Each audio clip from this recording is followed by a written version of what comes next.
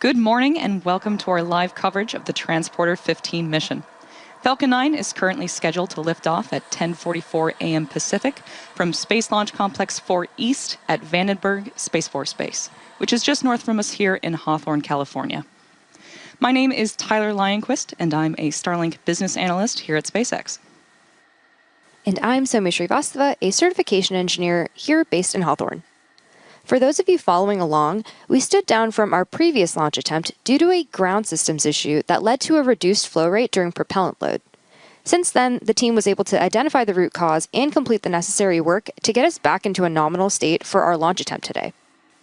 There are 140 payloads on this flight, including CubeSats, microsats, hosted payloads, and orbital transfer vehicles carrying 13 of those payloads to be deployed at a later time.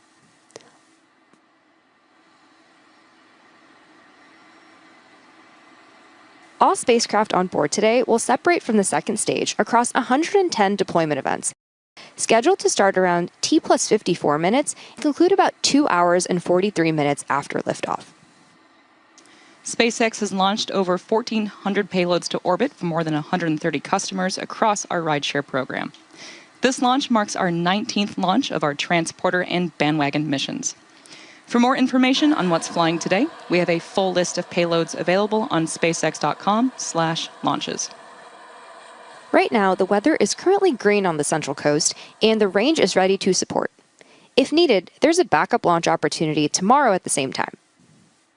While the countdown continues, let's take a moment to learn more about the Taiwan Space Agency's Formosat 8, the payload at the top of today's stack. The Formosat 8 program will consist of 6 high-resolution optical remote sensing satellites with a raw resolution of 1 meter and 2 ultra-high-resolution satellites with a raw resolution of less than 1 meter. The satellites will be deployed in sun-synchronous orbit to form a constellation that's capable of providing global coverage of satellite images. Here's more from the Taiwan Space Agency.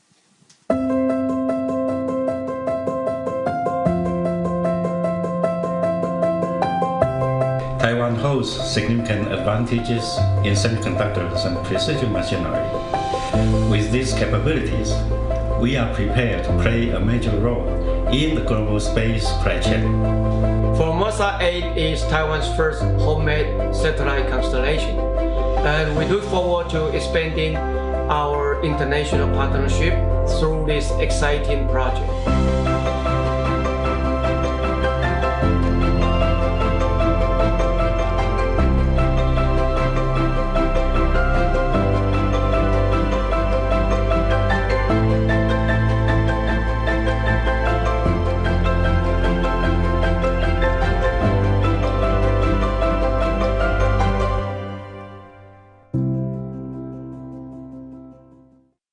Formosat 8 is Taiwan's first domestically developed optical remote sensing satellite constellation.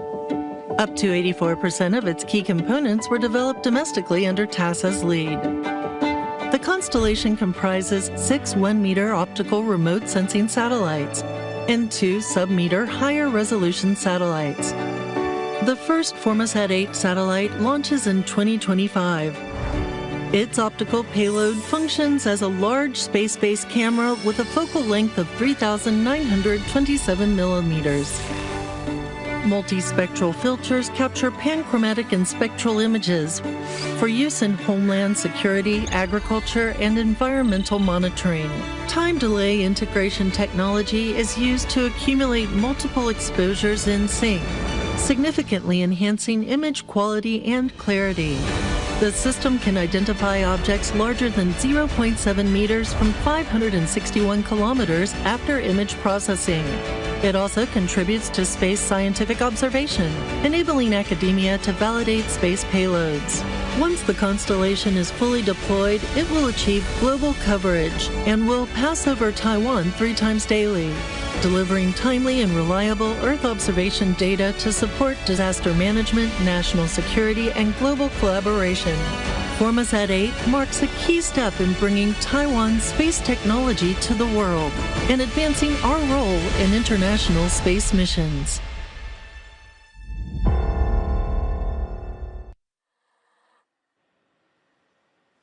The Falcon 9 rocket supporting today's mission is a two-stage rocket designed for the reliable and safe transportation of satellites, cargo, and people.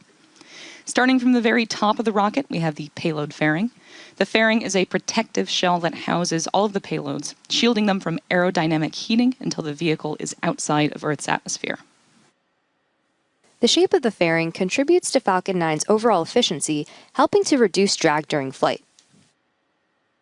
Once in space, the two fairing halves separate and fall back to Earth, where they will be recovered by our recovery vessel to be refurbished and reused on future flights. Both halves of this fairing are flight-proven, with one side flying for its 5th time and the other for its 4th. And within that fairing is today's payload stack. Here's a photo from midway through the encapsulation operation, just before the fairing halves were closed in preparation for flight. And here is a live view inside the second stage as we await liftoff.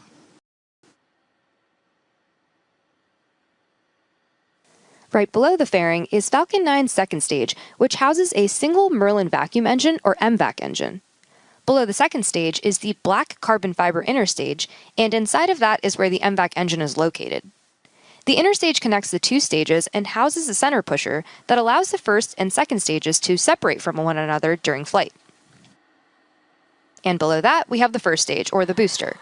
The first stage makes up the bottom 2/3 of the vehicle and has 9 Merlin M1D engines at the bottom, which generate more than 1.7 million pounds of thrust. The first stage supporting today's mission will be making its 30th flight today, and this is the second time that we are flying a booster 30 times. About 2.5 minutes into flight, the first stage will separate and make its way back to Earth. Today, the booster is headed for a drone ship landing on Of Course I Still Love You, which is currently stationed in the Pacific.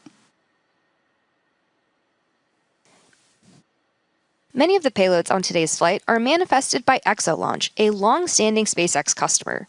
In fact, ExoLaunch has had payloads on every transporter mission since the beginning of the program. ExoLaunch has successfully deployed nearly 500 satellites with SpaceX since 2020, flying on Falcon 9 to sun-synchronous and mid-inclination orbits, and Falcon Heavy to geostationary orbit. This is ExoLaunch's 41st mission in total and 15th transporter mission with SpaceX, and it's also their largest mission to date. ExoLaunch is set to deploy 58 payloads today, enabling launch access for more than 30 commercial, institutional, and government customers from 16 countries. Here's more from ExoLaunch.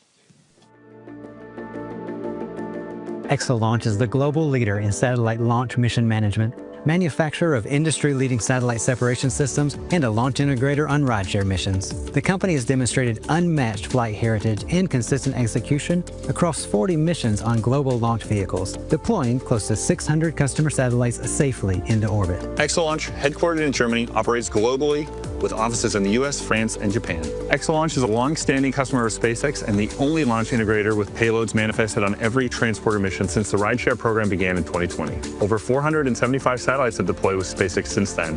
ExoLaunch enables access to space and provides end-to-end launch mission management, from launch planning, launch capacity procurement, comprehensive mission management, including customs clearance, and satellite transportation to the launch site, satellite integration of the launch vehicle, and a safe satellite deployment into your target orbit through our proprietary separation systems. Transporter 15, our largest mission to date, features multiple satellite constellations and single satellite missions for our long-standing and new customers. As with previous missions, ExoLaunch is utilizing its portfolio of flight-proven deployment systems on Transporter 15. Carbonic separation rings in multiple sizes for precise and shock-free microsatellite separation, Exapod Nova deployers for both standard and high-volume, high-mass CubeSats, Quadro Aero 4-point microsatellite separation systems for synchronized, low tip-off deployments, and ExoLaunch will also utilize its latest, much stiffer, flight-proven separation system, Carbonics Neo. Earlier this year, ExoLaunch announced new multi-year contracts with SpaceX to continue launching aboard SpaceX rideshare missions through 2028 and securing launch capacity for ExoLaunch's customers for years ahead. We're deeply grateful to SpaceX for enabling easy, reliable, and regular access to space for the global smallsat community. And we thank all of our customers for their continued trust and partnership. Go Transporter 15 and go Falcon 9.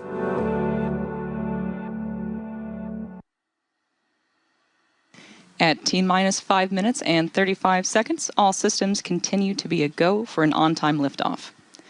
Coming up shortly, the Transporter Erector, or the TE, will retract in order to clear the way for Falcon 9's ascent. You might hear it referred to as the strongback from the launch team, though the strongback is one of the components of the TE that is alongside Falcon 9. It's designed to transport, raise, and support Falcon 9 at the launch pad, and it's also equipped with umbilicals, or these flexible lines that are used to route the vehicle's fluids, power, and telemetry from the ground systems to the rocket and payload until Falcon 9 switches to internal power and clears the pad. Falcon 9 tanks are pressing for strongback retract. That's a good indication that we are on track for an on-time liftoff as the Transporter Erector prepares to retract.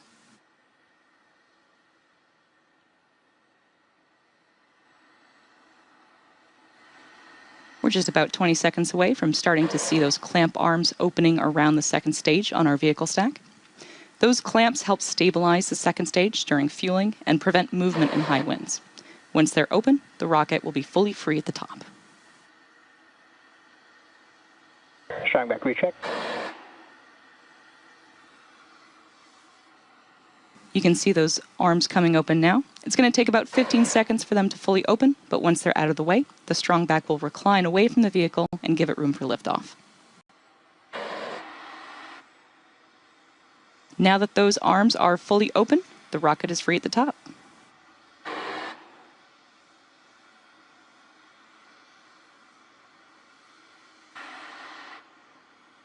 The launch tower's strongback is now moving away from Falcon 9, allowing it to stand freely before liftoff.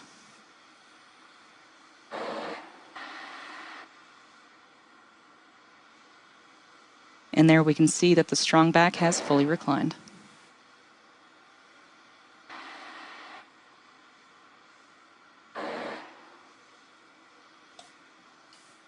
Now at T-minus 3 minutes and 23 seconds and counting down, all systems are currently go for an on-time liftoff. Rideshare missions like today's significantly increase access to space for small satellite operators around the world, and we're excited to be able to offer these launch opportunities for our customers. In addition to helping drive down the cost of access to space by flying reusable vehicles, dedicated rideshare flights provide small satellite operators competitive pricing, increased flight opportunities, and flexibility. Overall, SpaceX's rideshare program has enabled our customers... Stage 1 LOX load is complete. Go. There was a good call out that liquid oxygen loading for the first stage has finished, finalizing propellant loading for the booster. Overall, SpaceX's rideshare program has enabled our customers to iterate on their technologies and grow at scale. There are all types of spacecraft on these missions, everything from payloads for the US government, to constellation deployments, to technology demonstrators, to re-entry vehicles. And we've also seen several countries launch their first spacecraft ever on board transporter missions, tons of student efforts, and even a father-daughter CubeSat project. And we're excited to see how Starship, our next-generation launch vehicle currently in development, will take rideshare to the next level. For more information on SpaceX's rideshare program, visit spacex.com/rideshare.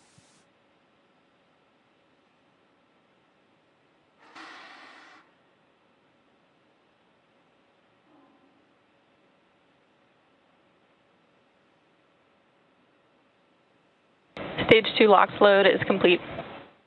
Great call out there, indicating that liquid oxygen for the second stage is now fully loaded, completing prop load for the upper stage.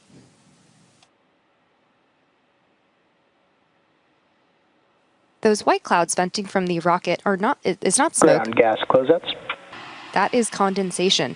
And we just heard that the call out for the gas closeout has started, and that refers to the venting and closing out of the gaseous systems, such as the topping off of the tanks and sealing vents to maintain pressure inside of the tanks. So we're now standing by for confirmation that Falcon 9 is in startup, which will be coming up within the next 10 seconds at the T-minus 1 minute mark. Falcon 9 is in startup. Now at this point, the autonomous flight computers have taken over the launch countdown, and stages 1 and 2 are pressurizing for launch. LD is go for launch. And with that note from the launch director, all systems are go for launch of Transporter 15.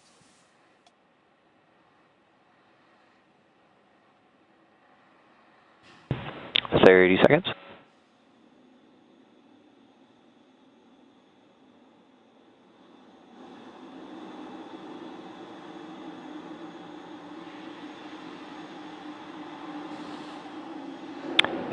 Seconds. T-minus 10, 9, 8, 7, 6, 5, 4, 3, 2, 1. Ignition, engines full power, and liftoff. Go Falcon, go Transporter 15.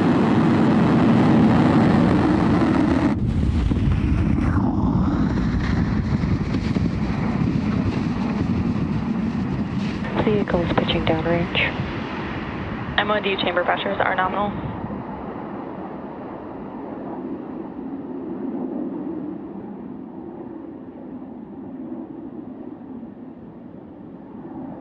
At T plus 31 seconds into flight, Falcon 9 has successfully lifted off from Space Launch Complex 4 East at Vandenberg Space Force Base in California. We're currently throttling down to prepare for max Q, the point of maximum aerodynamic stress on the vehicle. Nominal. Max Q is reached when the air density of the atmosphere decreases faster than the increasing speed of the rocket.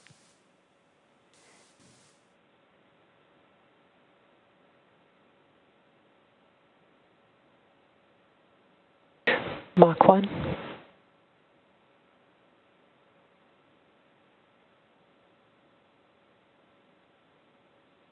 Max Q. And there's the call out for Max Q. Merlin engines are back at full power and we're out of the throttle bucket. From here on, even though velocity is rapidly increasing, the atmospheric density is decreasing, resulting in less loads on Falcon 9. So coming up next, we'll have several events happening in quick succession, starting with MECO, followed by stage separation, and second engine start, or SES-1. Main engine cutoff, or MECO, is where all 9 Merlin 1D engines shut down to slow the vehicle down in preparation for stage separation, where the first stage separates from the second stage. Then the MVAC engine on the second stage will light, which is called out as second engine start 1, or SES-1. This engine burn, lasting several minutes, will propel the second stage and our payloads to orbit. After that, the fairing will jettison from the second stage, as it's no longer needed to protect the payloads once we're in space. Nominal trajectory.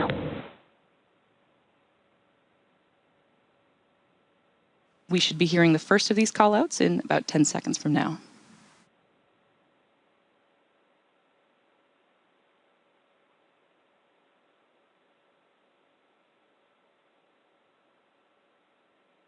MECO. Stage separation confirmed.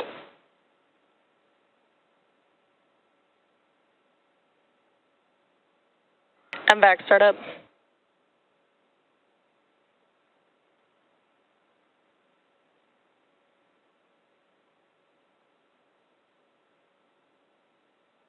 And there you heard and saw those 3 events that happened back to back, including main engine cutoff, stage separation, and second engine start 1. Coming up next will be fairing separation in about 20 seconds from now.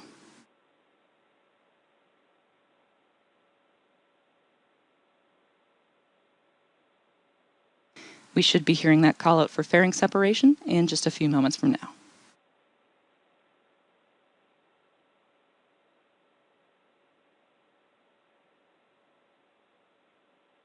Fairing separation confirmed. And there, we just heard confirmation of fairing separation, along with a view of those 2 halves separating from the vehicle on your screen. As a reminder, those fairings will make their way back to Earth for recovery. The next major milestone coming up is entry burn on our Falcon 9 first stage, which is scheduled to occur around the T plus 6 minute mark.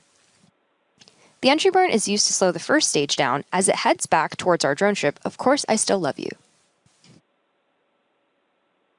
We're currently in our first MVAC burn, and this burn should last for another few minutes.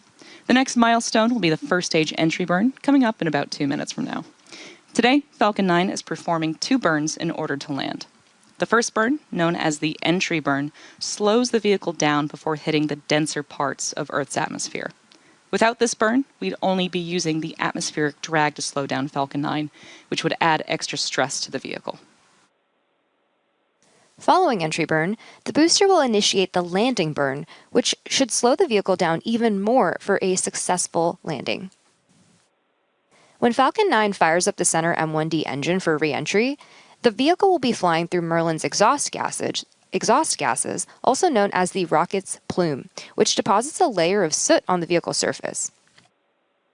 You'll see these marks across the flight-proven Falcon 9 first stage fleet, and that soot comes from the carbon-based fuel that Falcon 9 uses, and with each flight, the soot builds up a little bit more on the outside of the vehicle. Today's booster is a veteran and no stranger to rideshare missions, having flown 29 missions prior to today's flight, including Transporter 14, Bandwagon 2, Transporter 9, and Transporter 8.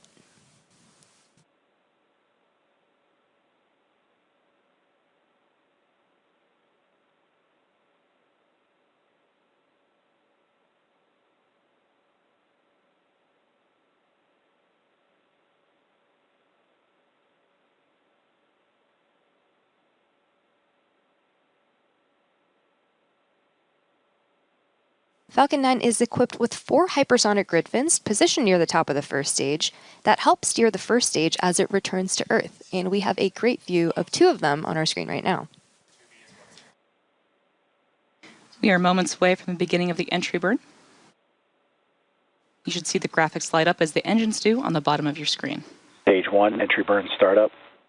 Stage 1, FTSS saved. And there's the call out for the entry burn startup on the Falcon 9 first stage. This burn is set to last about 30 seconds and again is slowing down the vehicle in preparation for its final burn and landing.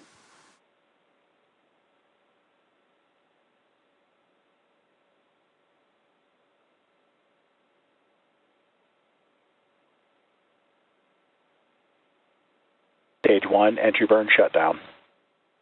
And that concludes our entry burn. Both vehicles remain on a nominal trajectory. As mentioned earlier, we will be attempting to recover this booster. Today, the booster is targeting a landing on our drone ship, Of Course I Still Love You. Today's landing burn attempt will be a 3-engine landing burn, where engines 1, 5, and 9 will relight to really quickly slow down the vehicle before touchdown. You can follow along with the burn in the engine graphic at the bottom of your screen. As this burn happens, you'll notice a decrease in both speed and altitude. And during the landing burn, we're expecting the shutdown of the second stage MVAC engine, which is known as Second Engine Cutoff 1, or SES, or SECO 1. We have both events coming up in just a minute.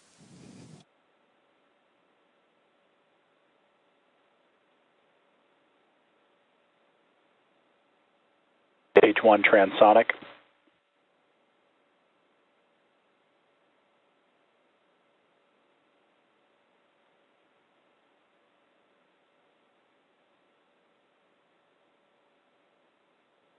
Stage 2 is in terminal guidance.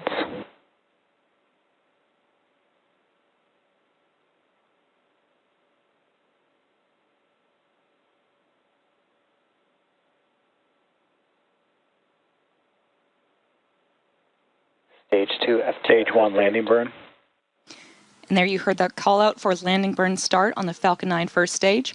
Again, this is the final burn that this booster will execute before touching down.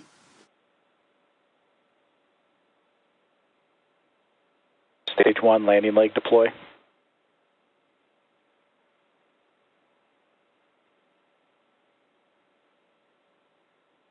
Stage 1 landing confirmed. As you saw and probably heard, we had a successful first stage landing.